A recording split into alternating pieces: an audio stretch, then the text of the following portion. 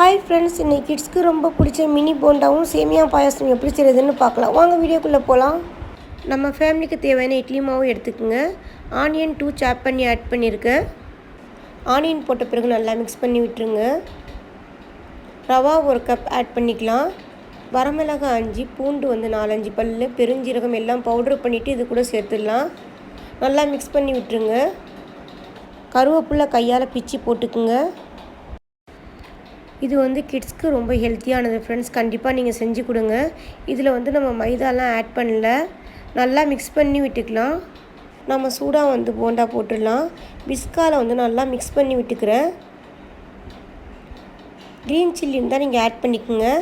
Salt 1 teaspoon add பண்ணிக்கிறேன். Already idli மாவில் salt இருக்குது. ஸோ நான் 1 டீஸ்பூன் ஆட் பண்ணிக்கிறேன். பெப்பர் 1 ஸ்பூன் ஆட் பண்ணிக்கோங்க. இப்போ போண்டா எடுத்து போட்டுடலாம். ரொம்ப டேஸ்ட்டாக இருக்கும் ஃப்ரெண்ட்ஸ். கண்டிப்பாக நீங்கள் செஞ்சு பாருங்கள். உங்கள் ஃபீட்பேக்கு கமெண்ட்ஸில் சொல்லுங்கள். ஃப்ரெண்ட்ஸ் அண்ட் ஃபேமிலிக்கு ஷேர் பண்ணி விடுங்க. மறக்காமல் லைக் போடுங்க.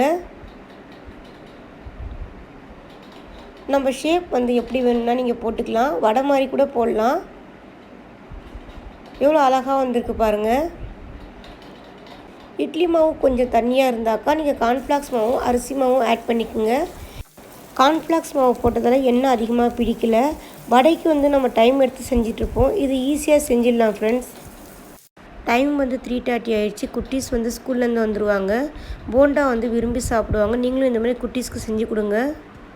போண்டாவுக்கு சைட் டிஷ்ஷாக கோதுமை சேமியா டேஸ்ட்டாக இருக்கும். பால் ஆட் பண்ணிவிட்டு சுகர் போட்டுக்கலாம்.